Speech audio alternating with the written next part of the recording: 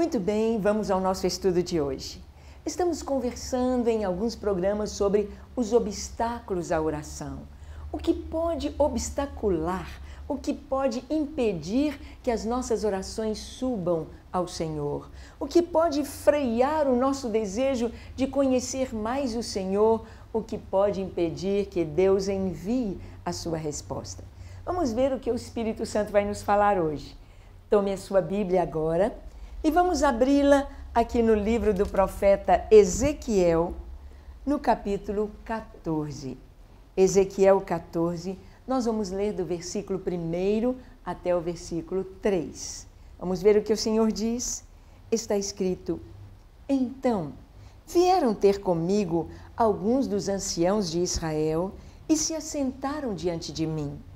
Veio a mim a palavra do Senhor dizendo: Filho do homem, estes homens levantaram seus ídolos dentro do seu coração.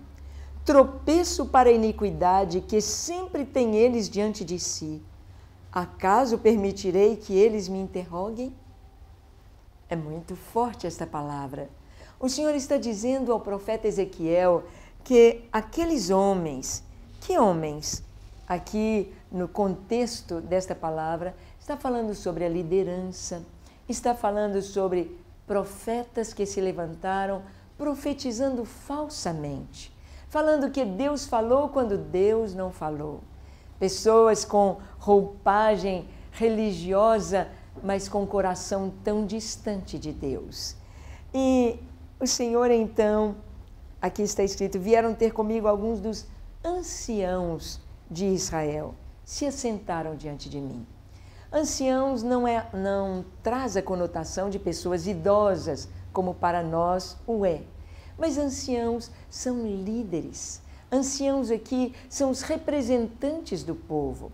Sabemos que ali no Sinédrio havia os fariseus, havia os saduceus, havia herodianos, havia os anciãos. Os fariseus são os estudiosos, são os escribas, os mestres da lei. Os saduceus eram sacerdotes que queriam preservar a lei, mas de uma maneira bem dura, bem rígida. Os anciãos eram os líderes do povo que tinham poder financeiro. Eram os grandes mercadores, eram os empresários, era a classe rica de Jerusalém, a classe rica de Israel, que compunha o Sinédrio, os anciãos. E estes anciãos, estes representantes que vieram ter aqui com Ezequiel, eram líderes da nação. Se assentaram diante de Ezequiel. Ezequiel está escrevendo essas profecias lá do cativeiro. Ezequiel estava lá na Babilônia e vieram os anciãos perante ele para ouvir a palavra de Deus, para ouvir a resposta do Senhor.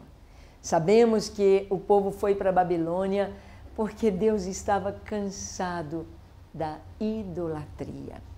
O Senhor estava triste com a postura do seu povo diante dele e diante das nações. Porque a nossa postura diante de Deus determina a nossa postura diante das pessoas, diante da família, diante da sociedade, diante da nação. O que somos diante de Deus, seremos diante de todos.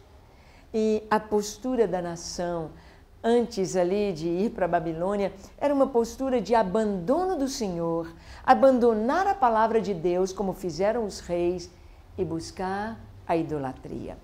O rei Jeroboão I, ele estabeleceu em Israel, no Reino do Norte, a idolatria de uma maneira tão escancarada, nacional.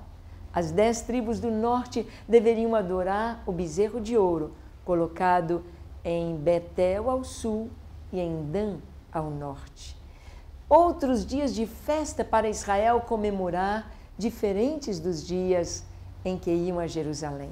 Diferentes das 7 festas, da Páscoa, pães asmos, primícias, Pentecostes no 3º mês, no 7º mês, trombetas, o Yom Kippur, ou Dia do Perdão, e tabernáculos. Inventaram outras festas, inventaram outro modo de adorar o Senhor. E essa história se repete. Quantas vezes as pessoas estão procurando, líderes estão procurando segurar o povo, um grande número de pessoas, de adeptos, e eles estão desviando completamente da vontade de Deus descrita nas Escrituras, levantando ídolos, idolatria no seu coração. Este é um grande obstáculo à oração. O escritor da carta aos Hebreus nos diz, no capítulo 11, no versículo 6, ele diz que todo aquele que se aproxima de Deus deve crer que Ele existe e que se torna galardoador daqueles que o buscam. Todos aqueles que vão orar devem crer que Deus existe. Que Deus é este? O Deus Criador dos céus e da terra, o Deus Senhor de todas as nações, o Deus dono absoluto a quem pertencem os céus, a terra, a sua plenitude, o mundo e os que nele habitam. Todas as criaturas pertencem ao Senhor. Devemos crer que Deus existe, o Deus da Bíblia, o Deus de Israel, o Deus desta história maravilhosa que as Escrituras registram. Deve crer que Ele existe.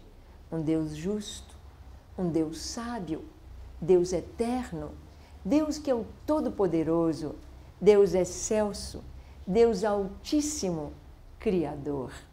Crer que Ele existe e que Ele é galardoador, que Ele é aquele que concede aquilo que nós pedimos aos que creem nele. Mas aqui, Filho do Homem diz a estes homens, eles levantaram ídolos no seu coração.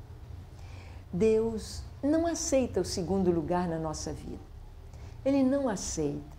Não podemos ter Deus e Mamon, Deus e as riquezas, Deus e as coisas deste mundo, Deus e a família, Deus e o meu trabalho, Deus e o dinheiro, absolutamente. Ou Deus é Deus, ou Ele não será o nosso Deus. Ou Ele ocupa o primeiro lugar, ou Ele não será o nosso Deus. O primeiro lugar.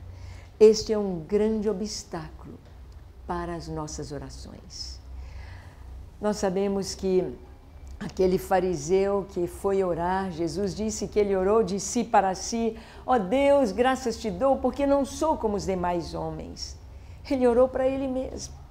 O Deus dele era a própria religiosidade. O Deus dele era a sua performance de santidade. O Deus dele era o seu orgulho de ser espiritual. Quantas pessoas têm vivido assim? Quantas pessoas têm tido este engano de achar que Deus está precisando de nós? Que Deus quer um grande número de adeptos, de pessoas que se curvem diante dele. Deus quer corações.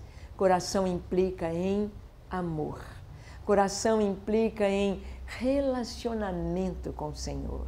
E ele diz aqui, olha, fala para estes homens, não posso ouvi-los, não permitirei que eles me interroguem, porque eles têm ídolos no seu coração.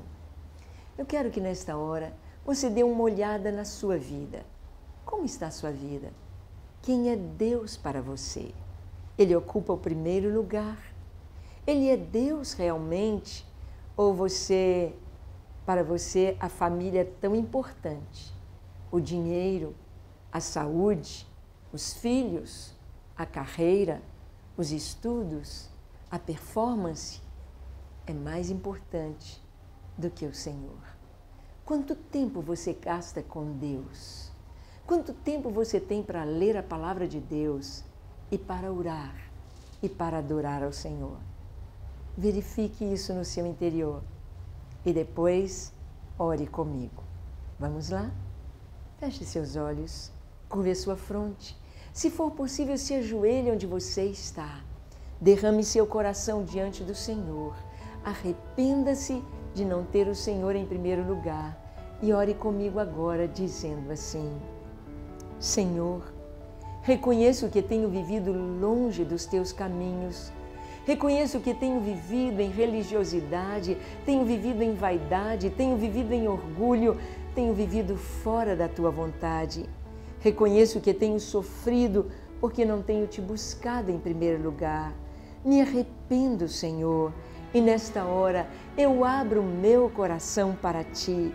Eu abro a porta da minha vida para que o Senhor entre, para que o Senhor se assente no trono do meu coração e sejas o meu Senhor, o meu Deus em quem eu confio, o meu galardão, a minha esperança, a minha recompensa, a minha alegria, seja a Tua presença. Eu me entrego a Ti totalmente para Te servir, Te amar e Te obedecer. Lava-me, Senhor, de toda iniquidade. Dá-me um coração puro e reto na Tua presença, um coração humilde e bondoso. Eu me entrego a Ti para a glória do Teu nome e para o Teu serviço. Pai, oramos nesta hora pelas pessoas que nos assistem, que estão passando momentos tão difíceis, enfermidade, dificuldades financeiras. Ó Deus, estão necessitadas de um livramento do socorro do Senhor. Envia agora a Tua resposta. Rompe os grilhões daqueles que estão aprisionados pelo pecado, aprisionados pelo vício, aprisionados pelo inimigo. Sejam libertos agora em nome de Jesus e recebam a salvação aqueles que Te buscam.